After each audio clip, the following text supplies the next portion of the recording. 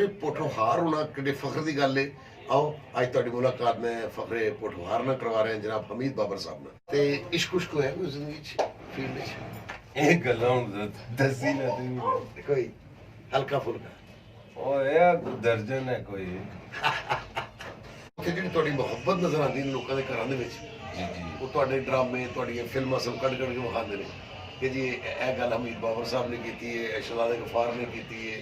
ਠੀਕ ਹੈ ਜੀ, ਇਹ ਤੁਸੀਂ ਉਹਦੇ ਬਾਰੇ 'ਚ ਕੀ ਕਹਿਣਾ ਚਾਹੋਗੇ?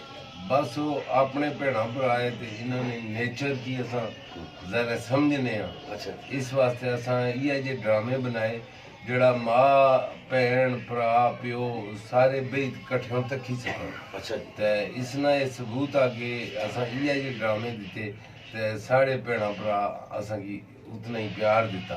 उस दिहाड़े ना मैं भी मन नहीं कीता। ओए छेक के रखते पाट के रखते ਇਹ ਪੱਕੀ ਗੱਲ ਹੋ ਗਈ ਸਨ 1990 ਚ। जी जी ਤੇ ਬਾਬਾ ਜੀ ਫਿਰ ਤੇ ਤੁਸੀਂ ਬਾਬਾ ਹੈ ਪਠਵਾਰ ਹੋਏ। वो सच्ची गल है शहजादा गफार अच्छा। और मिठू। ਉਹਦੇ ਨਾਲ ਦਿਲ ਲੱਗਦਾ। हाँ वो माड़े को बड़ा तंग होना, मैं उसकी जुगता मारना रहना कुछ ना कुछ आखना रहना, वो मेरे को तंग होना फिर बाद का तो खिंच जाना।